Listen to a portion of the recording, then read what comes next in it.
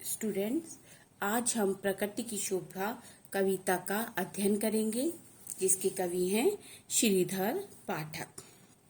कवि ने इसमें प्रकृति के सौंदर्य को दर्शाया है कि ईश्वर ने जो ये प्रकृति बनाई है, ये जो दुनिया बनाई है, पेड़ पौधे, पर्वत, झरने, नदी, सूरज, चांद, सितारे, सभी कुछ जो धरती का सौंदर्य है वह कितना अनुपम है। तो जब हम इन सब चीजों को देखते हैं जो ईश्वर ने बनाई है, तब हम उसकी शक्ति को पहचानते हैं। तब हमें लगता है कि ईश्वर में क्या शक्ति होगी जो उसने इतनी खूबसूरत चीजें बनाई हैं। आइए इसकी व्याख्या समझते हैं।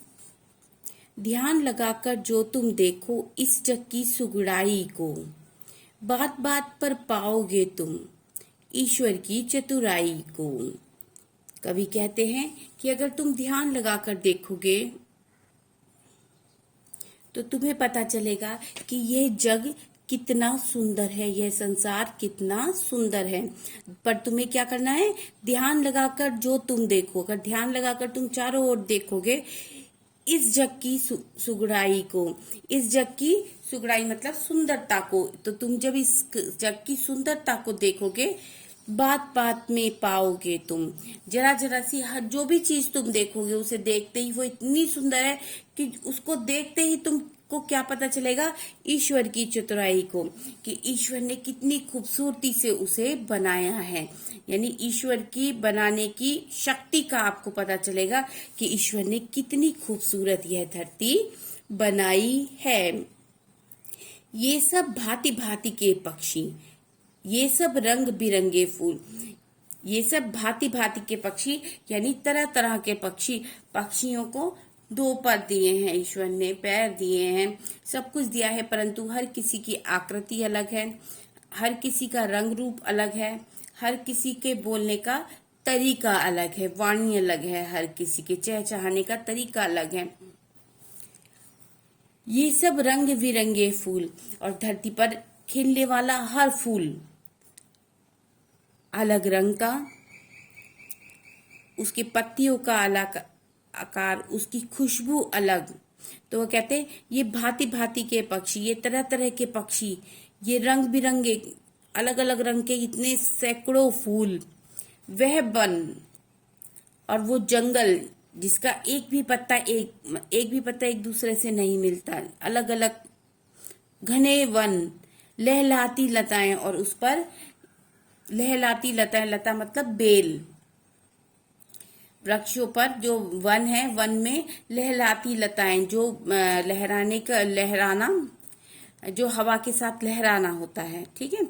लहलाती लताएं, लताएं माने जो आपने देखा होगा पेड़ के ऊपर से घूम घूम कर आने वाली बेल, वो लहलाती लताएं कि वो पतली पतली, उनके पतली सा तना होता है और इतनी पतली होती हैं वो किसी भी पेड़ पर चढ़ जाती हैं या वो लटकती रहती हैं, जैसे आपका मनी प्लांट की होती है ना, उसी प्रकार की। यह वन लहलाती लता, यह नवकलिका शोभा का मूल। ये क्या है? नव माने नवीन, कलिका माने कली। ये क्या है? इस प्राकृतिक सुंदर जो ये प्रकृति का सौंदर्य है, इसका एक नया रूप है। ये नदियां, ये झील सरोवर, कमलों पर भौरों का गूंज। ये नदियां कि ये जो बहने वाली नदियां हैं, कि अब बता रहे हैं कवि कि ईश्वर ने जो प्रकृति का सौंदर्य बनाया उसके बारे में यहाँ बता रहे हैं।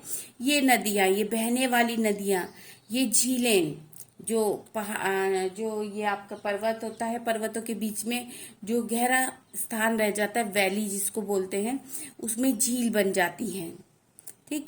ये नदियां बहने वाली होती हैं, झील रुकी हुई होती है जिसमें पानी रुका हुआ होता है। ये नदियां, ये झील सरोवर, सरोवर मतलब तालाब, तालाब छोटे होते, झील उससे बड़ी होती है, ठीक। कमलों पर भौरों का गूंज, का जो कमल के फूल हैं उसमें जो क्या उगे हुए हैं? कमल के फूल। खाली नदियां नहीं बनाई, झील नहीं बनाई, सरोवर नहीं बनाए, सिर्फ इतना नहीं बनाया, उन झील नदियों में भी क्या लगाए? कमल के फूल लगाए। कमल के फूल देखोगे कितने बड़े बड़े पत्ते के, पंखुड़ियां होती हैं कमल के। कमलों पर भौरों की गूंज, कि वो जो कमल, उन्होंने उस नदी, झील, सरोवर में बड़े बड़े कमल के फूल खिलाए। ईश्वर ने क्या बनाए? बड़े बड़े कमल के फूल खिलाए, और उस पर क्या है? उस पर भौरों की गूंज, और उस पर कमल के फूल पर आकर कौन मंडरा रहे हैं? भौरे मंडरा रहे हैं। ठीक, वो कहते हैं ये नदियां, ये झील सरोवर की नदी, ये जो नदी है, ये झील है, ये जो सरोवर है, तालाब है, इसके ऊपर, इसमें भगवान ने क्या बनाया? इसके अंदर इसकी शोभा बढ़ाने के लिए कमल के फूल मतलब इसमें पैदा किए, कि कमल के फूल इसकी सुंदरता बढ़ाने के लिए। पानी में क्या होते हैं? कमल के फूल। अब कमल के फूल की सुंदरता बढ़ाने के लिए ईश्वर ने उसके ऊपर क्या बनाया?